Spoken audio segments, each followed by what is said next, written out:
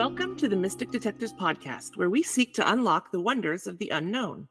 I am your host, Crystal Miller. And I am guest host today, Justin Hayes. Word on the street is that you did some firewalking last night? We did a firewalk a little while ago for an episode that hasn't been released yet, but we did a controlled environment last night to do some more of the science behind it, getting the good thermal cameras and without as many people around. So nice. Yeah, it looks pretty cool on the thermal camera. It's really awesome to watch it. It's awesome. I love that you guys have a flare. Yeah. So we have a guest with us today. And if you would like to go ahead and introduce yourself, Tyrel. Sure. I am Tyrel Wiltse. For the purposes of this podcast, I'm a shaman. Toltec Shaman by practice, initiated into about 42 different traditions now. So wow. So how did you first learn that you had like mystical gifts? I died a couple of times, so that helped. Okay. You find out a lot when you recapitulate and come back. And my first deaths were as a baby. So basically, I just grew up as that being part of my life. And I always had a mystic affiliation with life and things going on. I've got a really cool story about lightning striking the tennis court while I was on it. But then in addition to that, I was raised in like small town Christian background, gave me a lot of information, tuned into angels, demons, that kind of stuff. But my experience was broader than that. So I found some shamans, learned some things that resonated more with my path and my experiences. And the one that most closely resonated with my beyond body or out of body or death experiences was Toltec Shamanism. I also have picked up some really good stuff from Hawaiian shamanism, and there's a smattering of other Native American and other Native cultures in there. Kind of a spice cabinet of shamanism, because not everything works for everything. Like people are like, oh, white sage will handle everything. Nah, not quite. Or sweetgrass or whatever it is. And they all have their uses and tools, and just kind of found my way along there.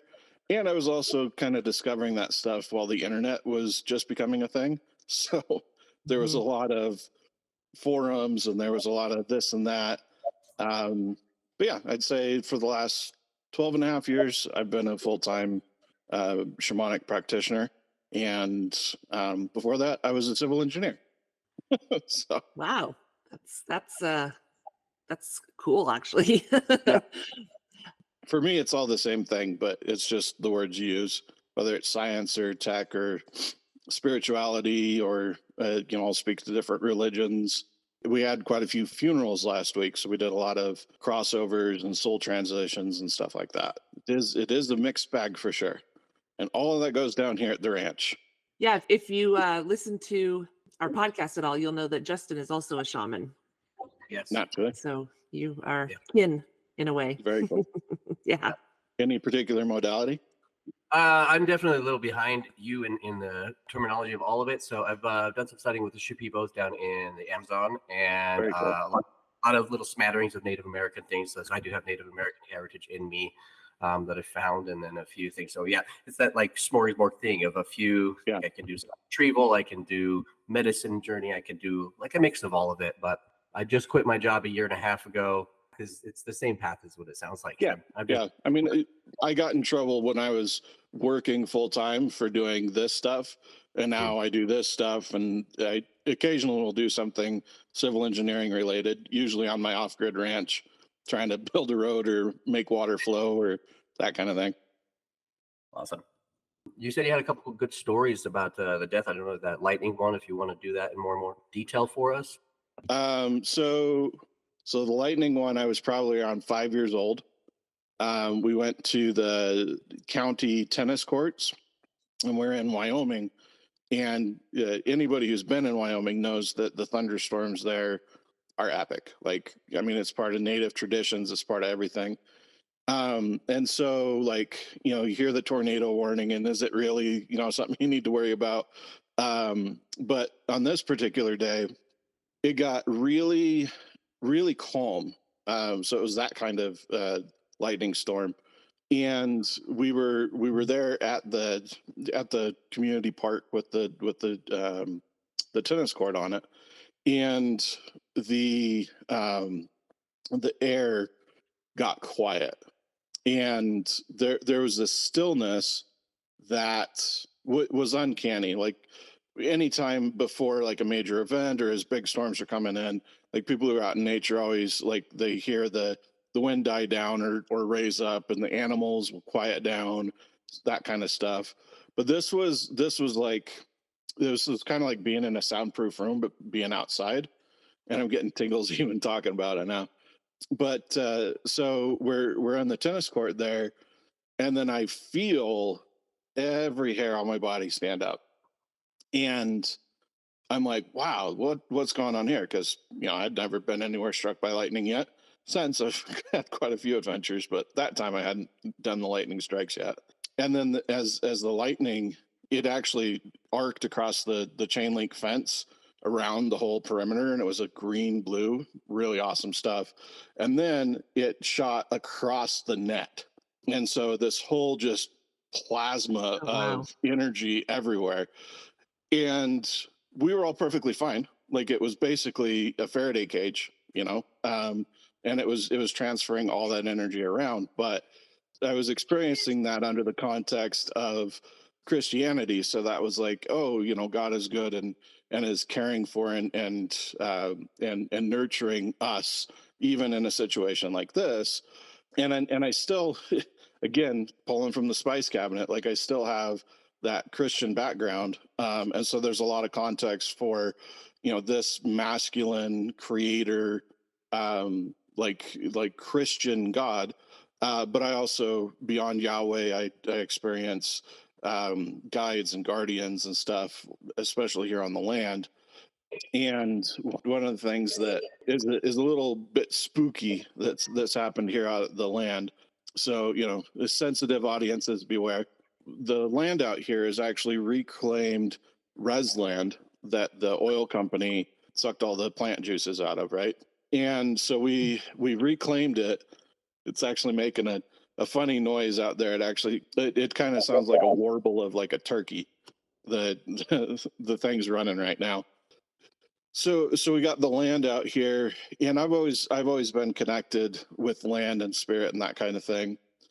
But to have land in traditionally native owned areas that have been, frankly, neglected by white settlers, and then taken for resources and the rest of this. Basically, like this was a thriving high desert plateau, and I'm trying to get it back to that area. I've got background, like I said, in civil engineering, but I also have a very extensive background over the last couple of years in making soils that grow things, not just soils you can build stuff on. And there's two different soil archetypes you want for each of those. So coming out here to the land, we own 5 acres, and it's connected to 50 acres that we steward, and that is right up against hundreds of thousands of acres of BLM, wildlife management, like all this other good stuff. So it's very, very nature friendly. Very, I mean, there's so many. I've been trying to track the birds and the rest of the stuff out there. There's so many birds out here, and ground squirrels, and I'm getting rid of a pack rat up here. That's a war story. If you ever watch the Nutcracker Suite, that's not far off. I'm firing rounds into the hordes. But the kind of spooky story, what was happening out here was, every night at dusk, I, who am already sensitive, my wife is sensitive, and everybody else that had come out here was feeling stalked by a predator. Not unusual out in the desert, not unusual in kind of rough areas, but this was different because this was a non-physical entity. This was a non-physical predator. So where you would look for a physical sign of a predator, we have coyotes, we have wolves that come through. There are mountain lions out here, but there's also a very popular, unpopular space a little ways out that's called Skinwalker Ranch. And the extra dimensionals from that space do hunt humans and that kind of thing. But what was interesting was discerning what actually it was. So we had this place is very busy. We've had Greys visit, and I kicked them off the land. I don't like Greys. I don't resonate with their path and their energy. Blues are welcome. Those are ETs, not EDs, rather. And the natives, so the native spirits, the guides, guardians, ancestors that were out here, it took a while to coordinate with them because they were talking to me and they're actually upset that the folks further down on the res aren't doing rites and other things there. So that's an interesting intermingling. But this experience that happened at dusk happened to everybody that came out here until I established stewardship of the land and kicked off some settler spirits, so like white settler spirits that had actually gone full poltergeist out here.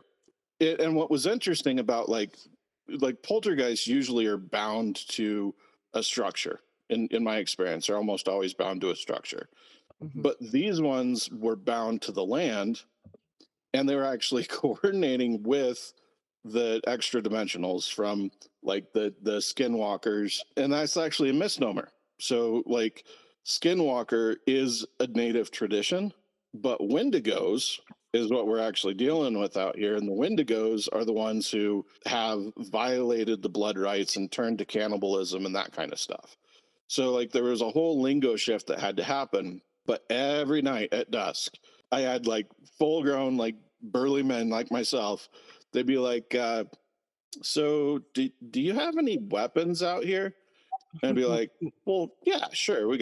I mean, you can use anything as a weapon. What do you like? Do you have any steel out here? And like, they were trying to get to the point where like, do you have a gun? Cause I feel the need to protect myself. And I was like, oh, you mean that? Okay. Well, here's what you need to do about that. And yes, I'll give you a blade and we'll do a little protection ritual around there. But there was a lot of interrogation. There was a lot of investigation. Interrogation is not quite right. It was a little of both, really. But there was a lot of like investigation from the native energies, especially the native folks. They're like, okay, like we sold the land to the white folk, they needed it, and out here the white folk call it starvation. Here at the ranch we don't call it starvation because presencing starvation energy brings in the wendigo energy, brings in all this other stuff. Justin gets it, he knows what's up. And so we actually go to a loose translation of what the natives called it before the white folks showed up and didn't know how to live off the land and died, and a lot of their cattle died, and they called it starvation. But we call it sprawling waters because that's what the water does, is it just sprawls in front of us. I have beautiful view out the window right now. But this stewardship, this balance with the land involved, this is an off-grid cabin, so there's no power that I don't generate, there's no water that I don't haul, there's no fire that I don't light myself. Like if I want heat or water or electricity, I get to make those things. I have tools to make those things, thankfully. But there was an entire trial period, if you will, or year and a day initiation for those who've done the shamanic stuff, wherein I had to commit certain things to the land, commit wood to the land, commit water to the land, commit even my own waste, like bury it in a proper way, process it in a proper way to nurture the land and the environment. And I love sitting out here now because like we have owls roosting now, we have cats visiting now, we have deer. There's 5,000 foot of ridgeline, and I have the one path up and over goes through my land. So it's awesome. The deer come up and over. The wolves and coyotes come through every now and again, but mostly they're off to the mountainsides there. But I've even got it to the point where doing ritual and rites, it wasn't raining up here before, and now it's raining up here. So, like, instead of having to load up the 250, 300-gallon water jug in the back of the truck, now it'll rain here as part of the rites, as part of the rituals. So, really, really cool stuff to just see in a couple of years, and really not even out here full time. Out of the third year that we've owned it, we've transformed the land so that grasses are growing, and we have a tree maintenance protocol and all this other stuff, and it's meant to be a gathering space in the greatest and highest good of those involved. And the stargazing out here, like, that's a big part of the reason why the extra dimensionals and the ETs and whatnot show up. You can just see forever because there's no light pollution. Wow. It's beautiful to see how much that conscious stewardship is shifting the land, as you just explained. In only 3 years, I was expecting you to say you had it for like 10. But I had some curious questions about, because you seem to have a lot of information on like the grays, the blues, these extra dimensional Mm, beings that a lot yeah, of people I found don't. yeah, And so I'm true. curious about how that information might have came to you, because I'm aware of it too. And there's a long story of how it came to me. So I just Right. want to know about how did you get that information? All right. Well, let's talk about the locals, shall we? So the local traffic out here, it's very rural. I have a private road that comes up the ridge line. I'm at least 2 miles in that direction, and probably about 2 miles in that direction, and about 5 miles in that direction, and a mile in that direction from anybody else. So it's very native, very raw land. One of the first animals I saw up here was a jackrabbit. And it's actually Rabbit Gulch that we're on.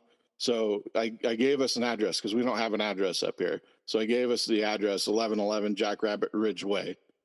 So if the extra dimensionals and interdimensionals want to stop by and say, hey, so long as it's in the greatest and highest good, they negotiate with the grid, they're good to go. And all that to say that we have ETs, extraterrestrials. There's a lot of them out there. There's star seeds. A lot of those from like Arcturians, Pleiadians, blues, grays. Those are kind of the four main ones that folks will interact with. In my experience, grays are just the short little ones, like Area 51 guys, usually gray. That's why they call them gray. Sometimes like a really light blue, but they're very interested in scientific advancement. And also, in my experience, they don't tend to have compassion for the people who further their Mhm. scientific advancements. For me, it's like it's a lesson in balancing ego and spirit, right? Ego is like, I can do these things, and spirit's like, but should I? And in my experience, the grays are, they're very much about, I can do these things, I can make this technology do this, and they're intergalactic, so they do travel like within this dimension but between galaxies. I don't think they've done, I'm getting a solid no that they haven't done interdimensional travel. And just to gloss over quantum physics, we have essentially the physical universes, we have dimensions in which those universes operate, and we have spaces in between those dimensions. And spaces is a loose word because it's not necessarily a physical construct in between the physical dimensions. So blues are interdimensional travelers. They are usually fairly tall, fairly skinny, show up in a lot of native traditions. The blues are guiding. A lot of the petroglyphs that you see involve interactions with the blues, and the blues are they're very conscious about civilization's advancement, balancing the spiritual and even spiritual technology. And that's one of the things that, like, we're not quite up to here. I mean, maybe I don't know what all tools you guys got, but some of the tools now, like the photographies and the EVPs and whatever else, can cross over into the spiritual energetics and record and extrapolate those. But the blues are very interested in that technology, advancing the spiritual technology. Very, very friendly, very supportive. Like, If somebody gets lost in the wilderness, a lot of times the blues will assist them in getting back, that kind of thing. Then you've got the star seeds are more the Octurians, Pleiadians, and they are essentially just like it sounds like a galaxy, if you will seed a planet with some DNA, with some of these other things, and you'll get more of those higher frequency interminglings. And again, this is broad strokes across all of these. And depending on who comes to visit, when y'all come out to the ranch, we'll talk about whoever in more detail, and hopefully shows up on the tech and the rest of that stuff. Then you've got your extra dimensionals. So we've covered mostly the extraterrestrials, just outside of Earth, basically, but still very often physically incarnate. We're only beginning in science to understand the wave particle interaction that transitions energy into matter and back and in between. So when we talk about these beings, we're talking about the physical form of them. Energetic forms vary and can be caught accordingly, that kind of thing. So the extra dimensionals, like the ones that show up at Skinwalker Ranch, which is infamous at this point, and honestly, I don't know why somebody hasn't gone down there and said, okay, enough with this extra dimensional stuff. It's not my land. If it was my land, I would do it different. But enough with this extra dimensional stuff, and quit letting through stuff that's trying to eat people. Like, that's just like, don't eat as many people is my philosophy. These extra dimensional beings are just that. When you talk about like Cthulhu, you talk about some of these other elder gods kind of thing, you're talking about things that are outside of the constructs of this dimension, not to be confused with interdimensional, which is not always physicalized, but it's these grotesqueries and these unfathomable things. In Toltec shamanism, we talk about the tonal, which is the known and knowable. It's a very small portion of the universe, and the nahual, which is everything else. And even that's a generalization that's not exactly right, but that gives some basic foundation for that. So the extra dimensionals are usually very like animalistic, and some of the shows do a really good job of dealing with them. Like Stargate SG-1's really good. Even like Supernatural covers like some more of the like demonic and the rest of that kind of stuff. You love Supernatural. It's a good one. It's I really do good. love Supernatural. Constantine was really good talking about hell. I've seen and experienced hell and the hellhounds and that kind of stuff. And again, like a lot of this while I was a kid, so there was like, what do I do with this context? So I got into shamanism.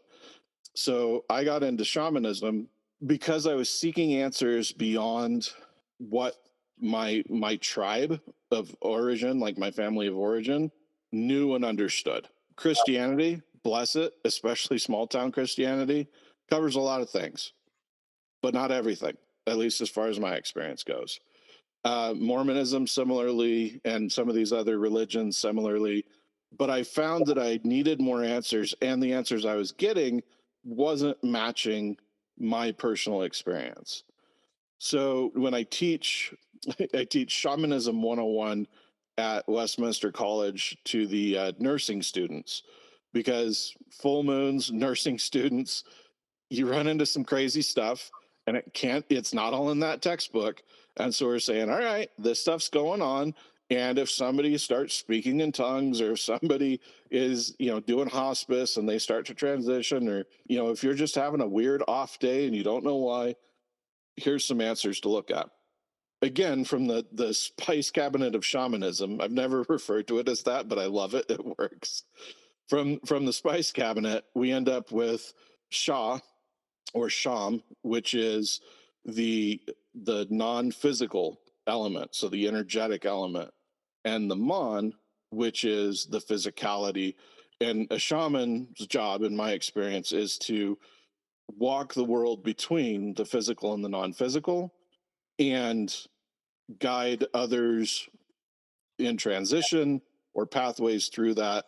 When we talk about plant medicines, we're talking about working with allies, I have a very eclectic past, which includes Dante Alighieri's Divine Comedies, and when he's getting a guide through the different layers of hell and the afterlife and beyond, that's essentially what the allies, what the plant medicines do, is they guide us through these pathways into a greater understanding of self, the loss of ego, death experiences, stuff like that. And that's the physical death experiences where I started at. I've died physically 7 times, flatlined, heart. What are the metrics? Breathing, heart, and this thing that's inside here Yeah. that isn't me, but does a lot of the talking.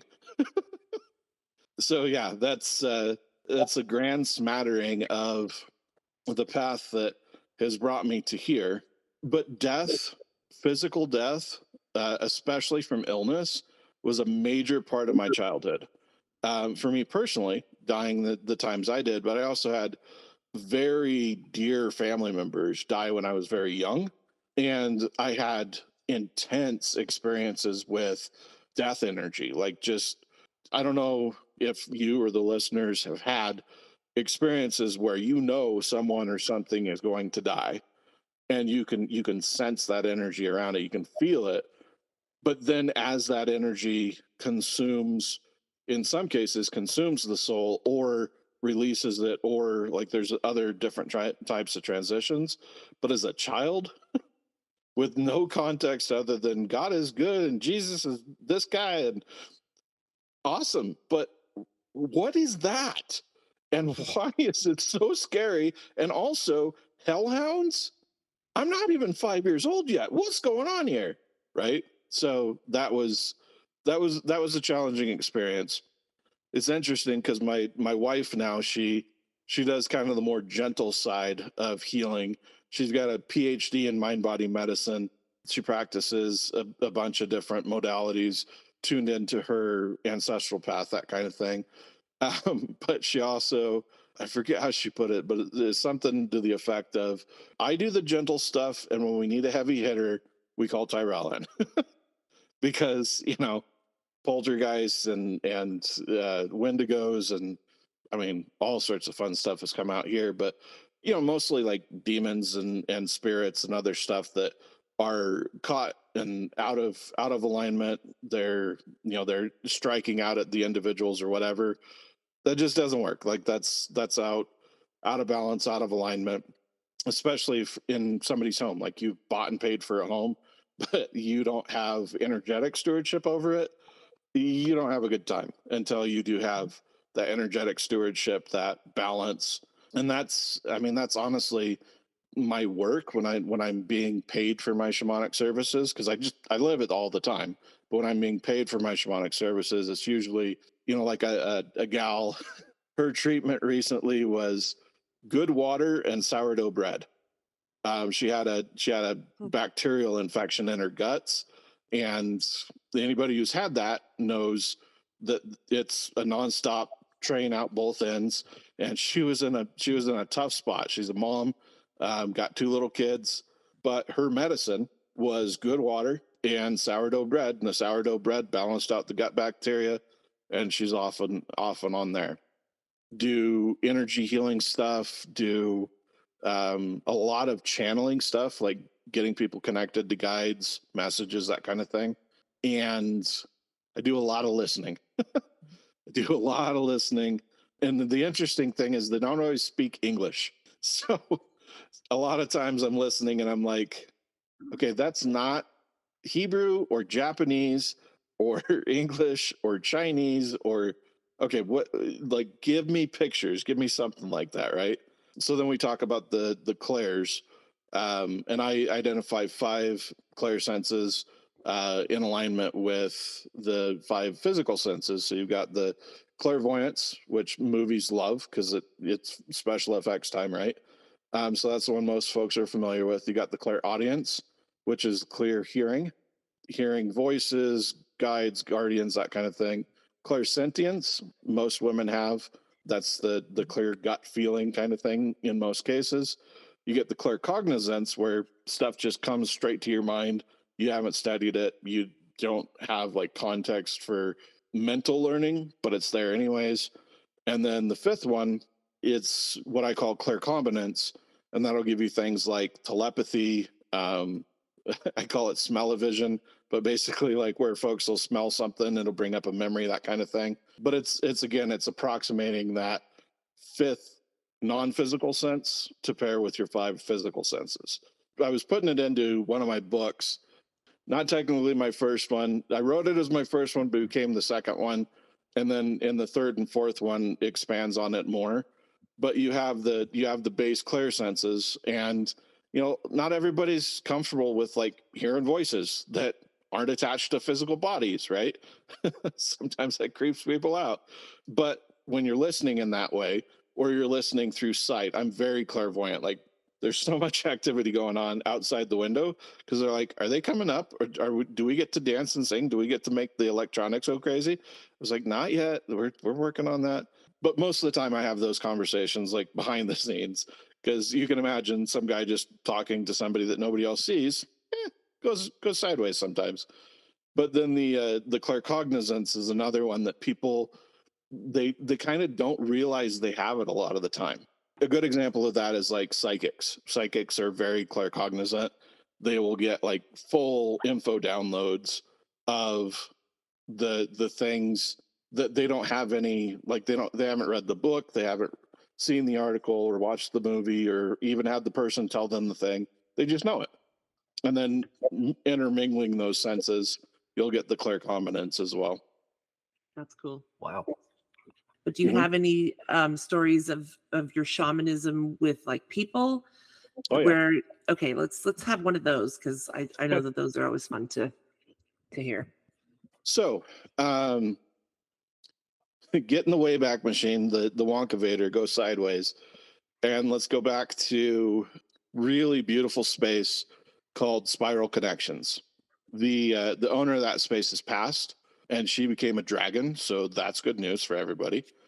But in this space, I just started developing my karmic processing practice. Karmic processing is basically dealing with the energy necessary to make breakthroughs in your life. Similar to what folks use plant medicines for and spiritual journeys, this is a 90-minute guaranteed, like I haven't had somebody fail it yet that actually participated. So this is like scheduling your come aparts so that you come back together afterwards. And beautiful modality. Love to talk about it at length, the demonstration, whatever, as we get to it. But in this particular instance, this gal came to me, and for her entire life, like before 5 years old, she had tinnitus, and like really bad tinnitus. And anybody who's had tinnitus knows that it is pervasive. It affects the whole thing. Like I'm thinking about Fahrenheit 451. What's that? Just to clarify for our listeners, tinnitus is Mhm. ringing in your ears or sounds in your ears that are constant and annoying. Yeah. So sorry, go and ahead. and overwhelming in a lot of cases. Like they Mhm. drown out your ability to tune into the rest of the world around you. Very disruptive, and a confirmed medical condition. So she had a confirmed medical condition. She came to me, and she didn't even come to me to deal with the tinnitus. What she wanted to work on was her connection with her mother and these different things. So we do the karmic processing, come apart, tears. Like I tell everybody, like if you're crying, snotting, going to the bathroom, or falling asleep around me, I take it as a compliment because that means you're processing, right? So we go through the process, and I was actually called to bring in some of the crystal bowls that we had there.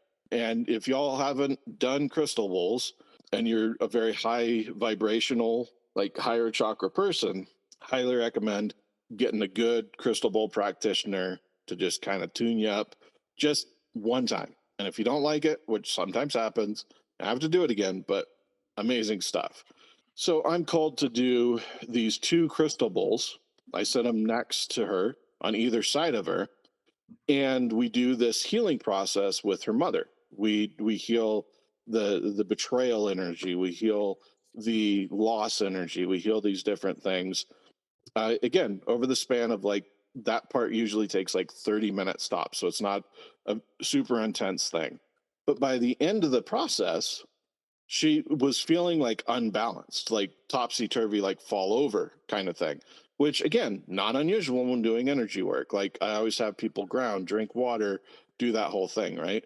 But then she realized she was what she was in her like late 30s, early 40s. A gentleman doesn't ask, but she she said she was around there, and she realized that the tinnitus was completely gone. Wow. Now, this is not a surgical intervention. This is not like me getting in there and shaking her ears around or anything. This is not a, in the traditional sense, a physical manipulation of the body. But sound waves have play, and energy work has play in that. And she went from 35 plus years of tinnitus, her whole entire life based on it, to no tinnitus at all, and it never came back. And this greater sense of comfort and assuredness. And guess what the background noise was? What? I'm dying to know. I know, right? I kind of set you up there. But the background noise was the tone of the earth, the tone of Mother Earth that she was out of alignment with. And so when she aligned herself and healed her birth mother's energy along with her energy and then tuned into the earth energy, it was no longer a disharmonic frequency. Isn't it like the Schumann that does the arc right through your head if you are barefoot? It's one of the frequencies. But basically, if you're wearing rubber soles, you have this arc going over your head. And if you have feet on bare ground, it actually goes right through here and grounds you out and connects you to the earth, which is why like native folks will wear natural skins and leather soles rather than rubber ones. But that was like, okay, here's the science, here's the fringe science, here's the energetics, here's the tools that we use, and here is the lasting result. I mean, we're talking almost a decade later, and no recurrence, no recurrence at all. And anytime she gets out of balance, she'll reach out and she'll be like, oh, I'm just feeling a little bit out of balance or whatever. And 9 times out of 10, I tell people, get yourself a kitty litter tray, put some dirt under your desk, put your feet in it, and whether you're doing a desk job or tech or whatever, just get your feet in dirt, and it makes such a difference. And if it could be wet, squishy, muddy dirt, then that's even better. But if it's dry sand or clays or whatever else, works great. And that's one of many examples. I had a guy. It was a different technology. It's called BEST, bioenergetic synchronization technique. He came in for one session and healed his Lyme disease, Wow. like fully gone. And I was like, there might be something to this, you know? But this is the truth behind the energy. And at Westminster College, we actually call it TCAM, traditional, complementary, and alternative medicine.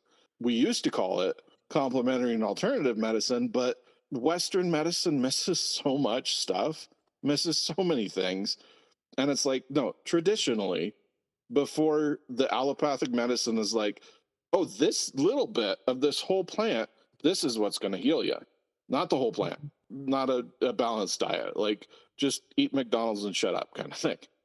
But we're realizing very quickly that these spiritual technologies and these ancient high technologies and the extra dimensional, interdimensional, all these other technologies are interrelated, and they're so easily accessible. Like, you can have fancy electronics and stuff, right?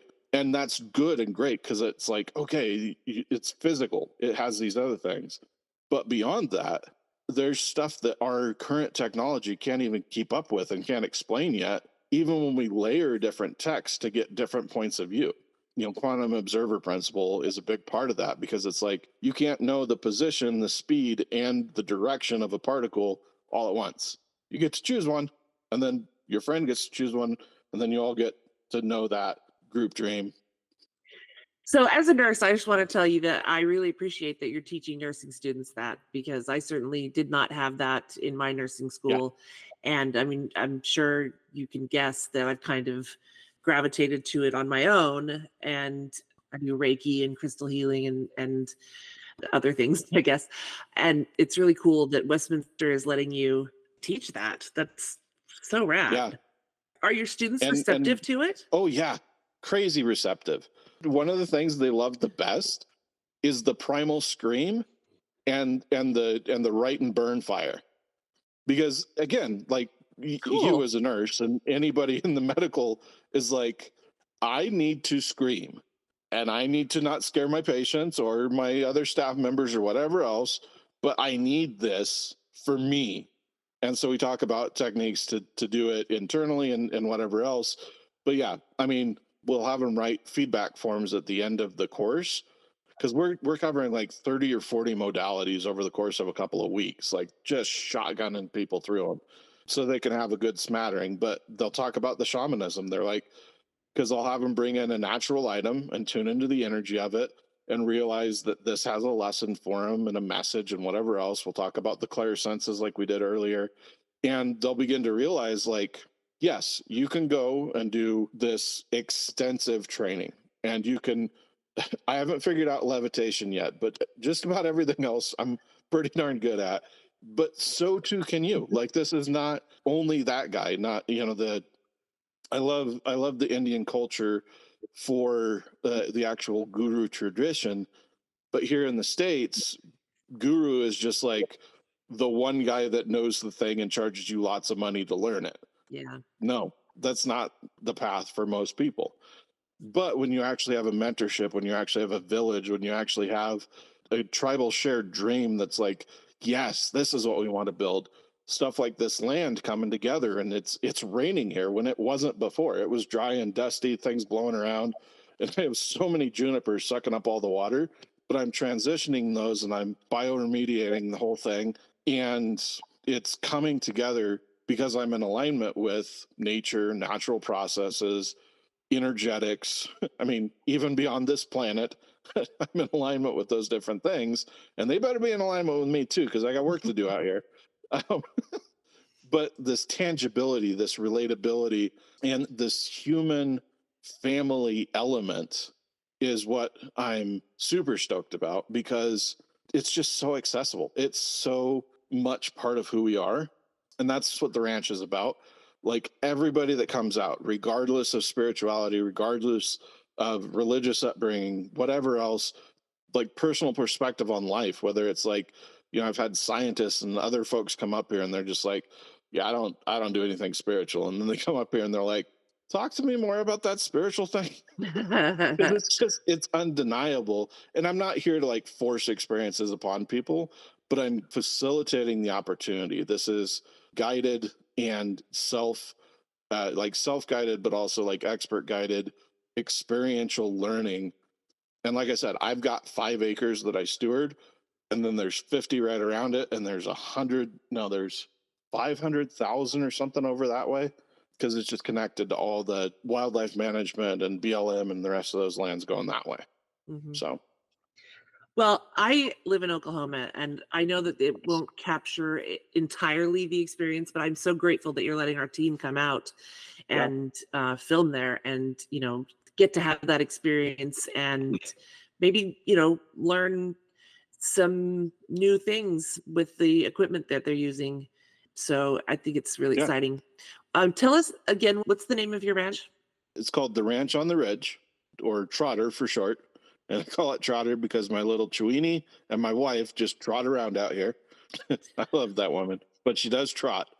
And the Ranch on the Ridge is just outside of Duchesne, Utah. I tell people we're about 30 minutes from everything. We've got some reservoirs over here. We've got hotels downtown, that kind of stuff.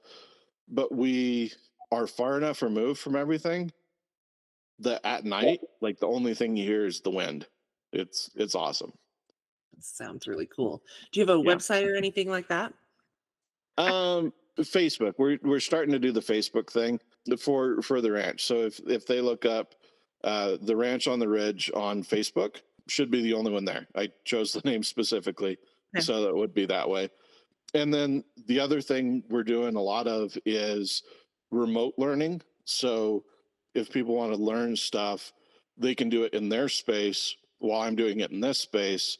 And we can do like that cross connection thing and also come out and visit and like stay for weeks on end if you want, because you're going to have so much fun and you're going to learn so much stuff while you're out here that you're going to take it with you wherever you go. I'm also willing to travel to other people's spaces to do clearings and guided things and whatever else. So just again, I'm here to serve. My tagline is literally, how may I be of service? As people answer that question, then that goes to miracles like curing tinnitus. And I've had so many people that have been like liver failure and whatever else. And it's just like, are you going to die? Do you want to die? And they're like, no, I'd like to stick around. And so we walk them back from the threshold, or the ones that are ready to die, like ready to pass on fully physically, be out of body. We do that too. Not here at the ranch per se, but you know, I've done it in huts and medical offices and different places.